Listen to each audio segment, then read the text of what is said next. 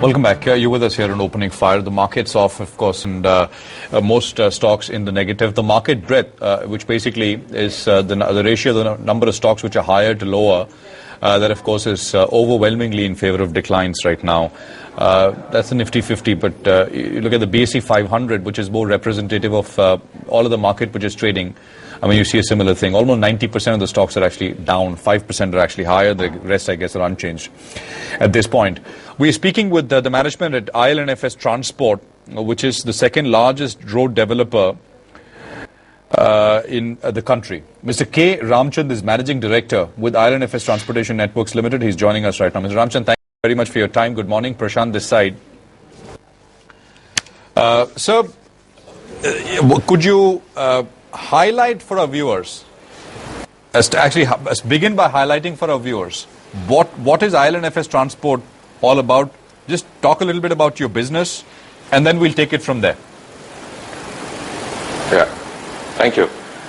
You know, IL&FS Transport was set up as a subsidiary of IL&FS in 2000 and got listed in 2010. And during this period, we've been basically involved in road projects. The mandate that IL&FS has given us is for road projects and railway projects.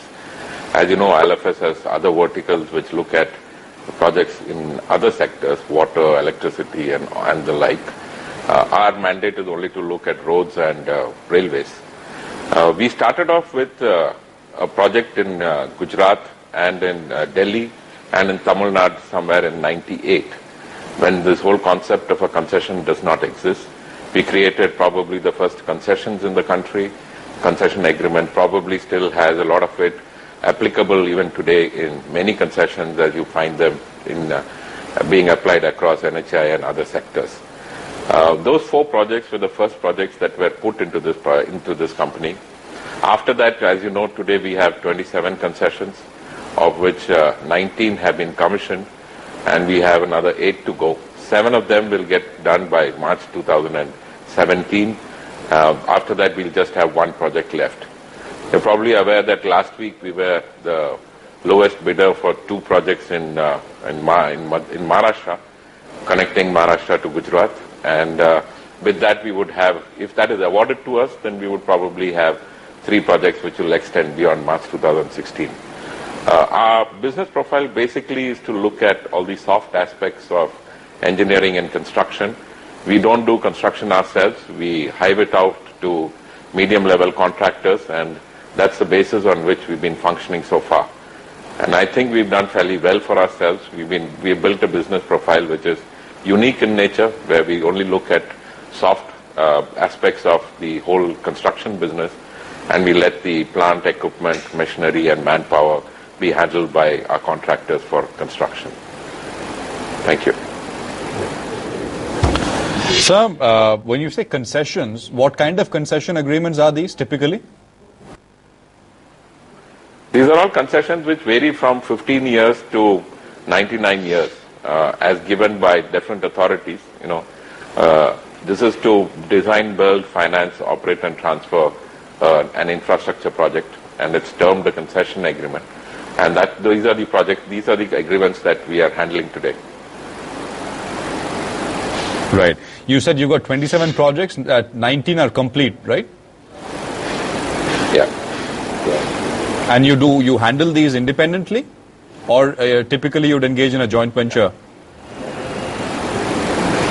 Well, actually, if you look at the portfolio, about 70% of them are 100% subsidiaries in an SPV that we set up for implementing each of these projects. These are risk bankruptcy report companies which are set up, which do not have any recourse to the parent, and the balance have some partners. For example, if you look at the Rapid Metro in Gurgaon, we have DLF as a partner. If you look at the Delhi-Noida Bridge, we have government of UP through Noida.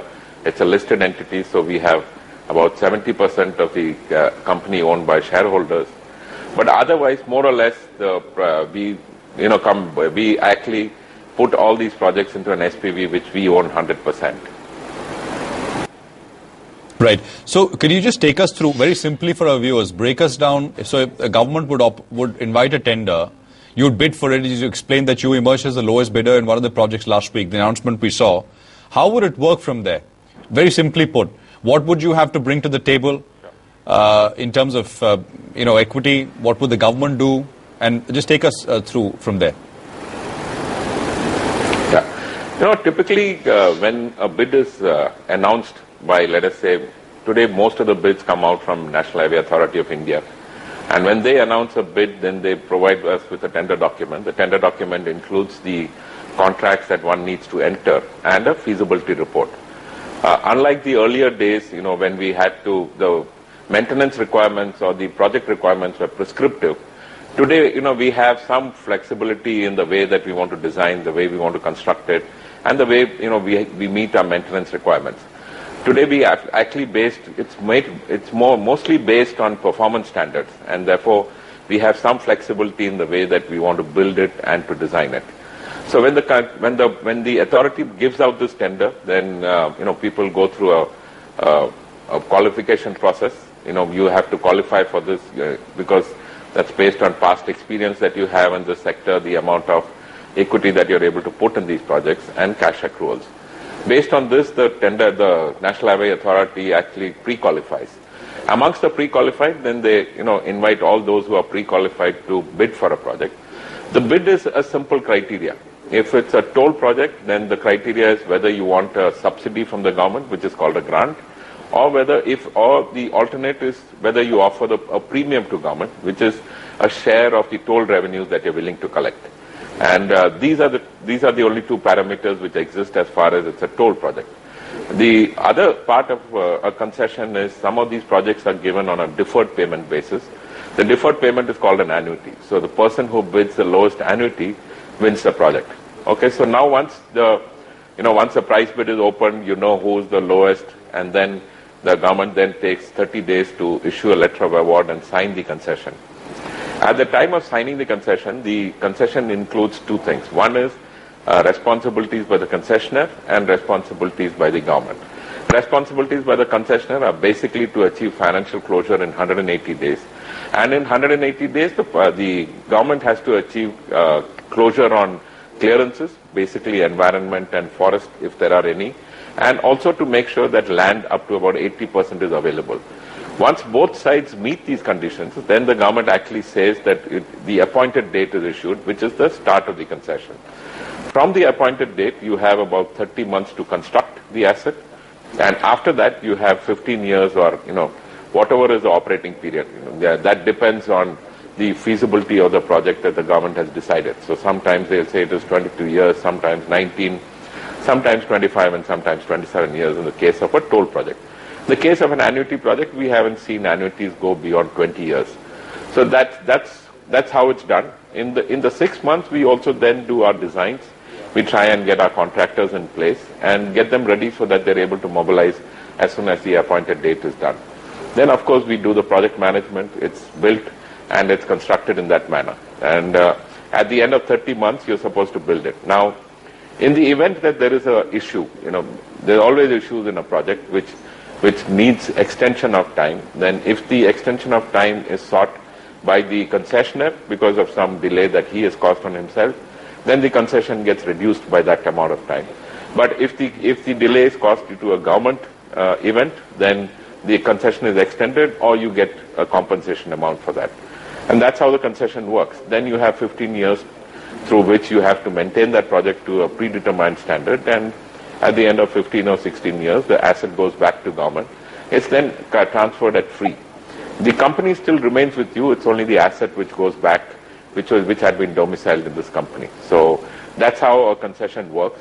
The critical part in this whole exercise is that there is an independent engineer appointed in consensus with both the parties.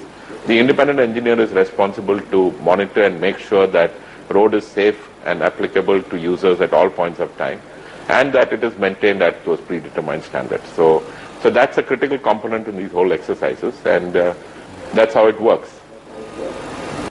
That's very comprehensive and very useful, sir.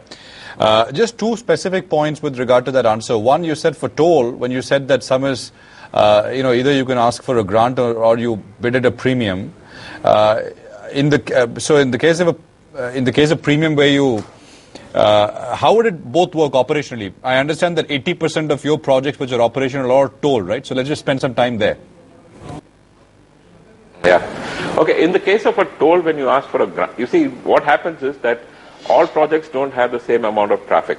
And in India, the toll rate is common across the country. So, for example, a kilometer of toll by a car in Kashmir, or a kilometer of a toll for a car drive in Orissa or in Maharashtra or any part of India is the same. So you pay a fixed amount. Let's say it's 1 rupee. So depending on the cost of construction, you see, if you're constructing a road in a mountainous terrain, it's going to cost more. If it is in rolling, it will be a little less.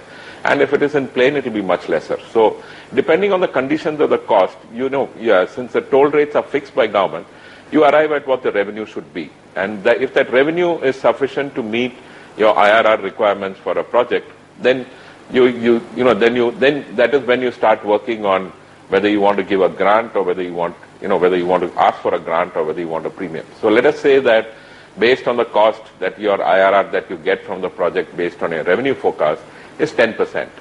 And your threshold for bidding for these projects is X, which is more than 10%. Then you'll ask for a grant so that it meets your threshold IRR.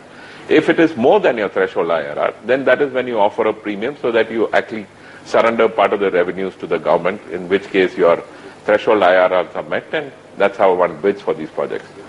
And therefore you can see that revenue forecasting is the most critical element of this whole exercise. And revenue forecasting in India is not necessarily a science. It's more an art than a science, and therefore one has to be careful on projects' revenues for these projects, because more often than not we found many projects actually not meeting revenue projections, and that's one of the reasons why a lot of projects are under stress and causing a lot of stress in the banks. So that's how the toll projects work. In the case of annuity, it's simple. You build I'm listening. Sorry, please complete that.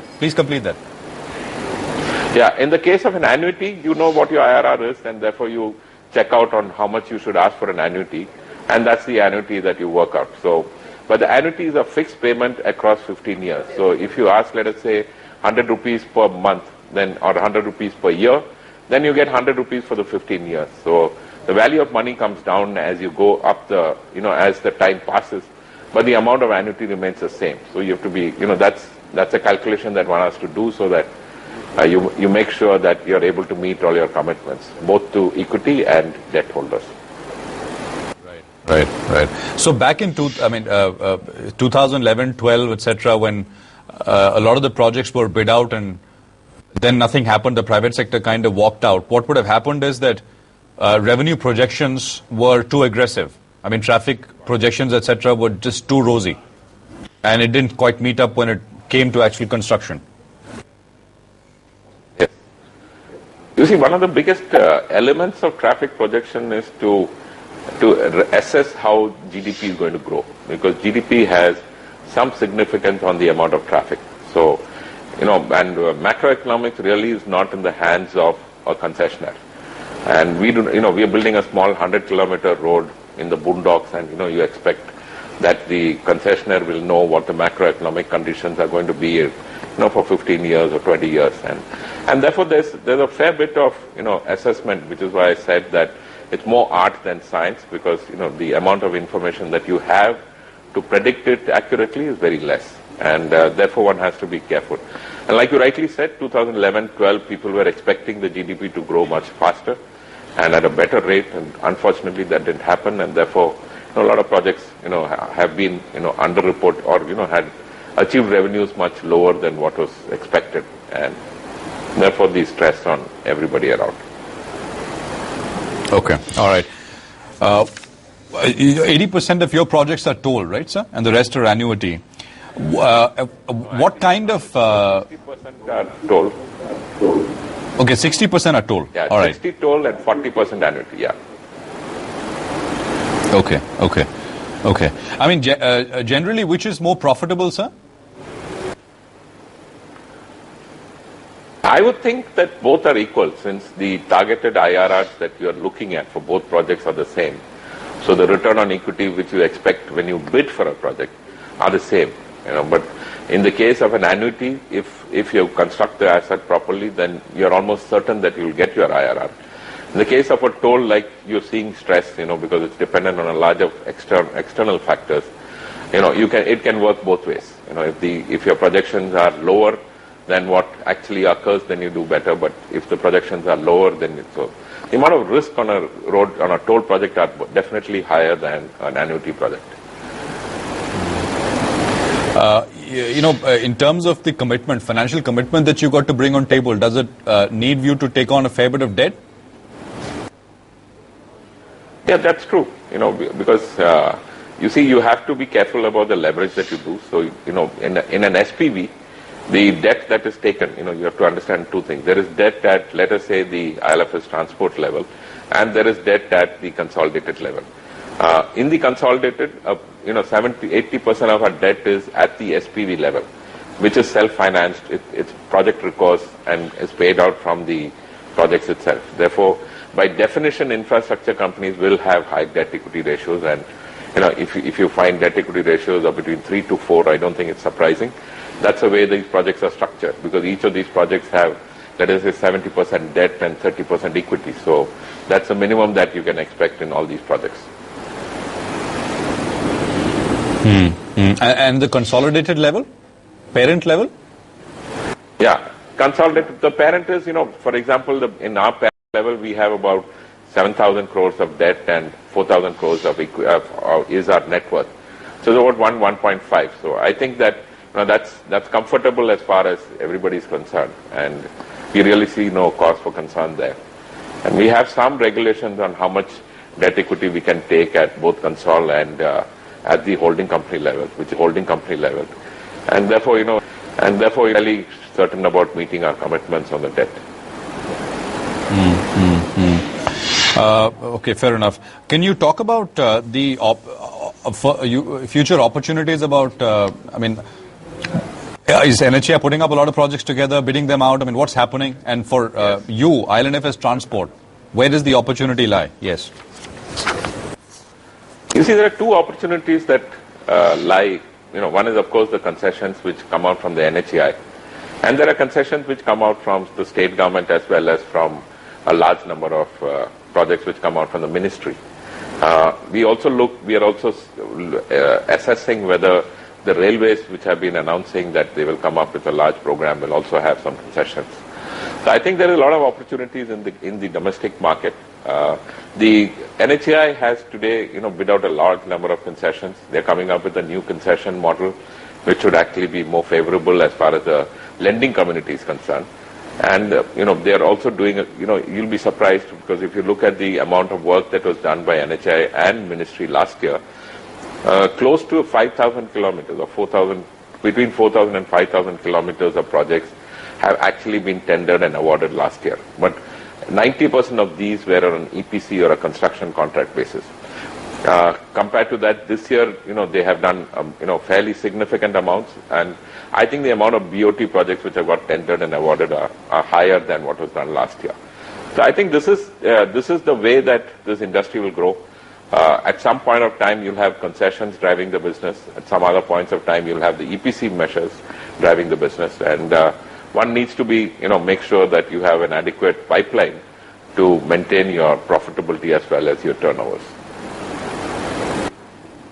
It's great speaking with you, sir. We learned a lot. Our viewers, I'm sure, learned a lot, and enjoyable conversation. Thank you very much for that perspective. Thank you. Appreciate it very much. Thank you. That's IL&FS Transport with that perspective. Interesting business, and of course, interesting to look at as well. The stock has done very poorly over the last, 1.5 odd years or so. So in the constant hunt for investment ideas, there's one more, IL&FS Transport, that you heard from. There is news coming in from Tech Mahindra.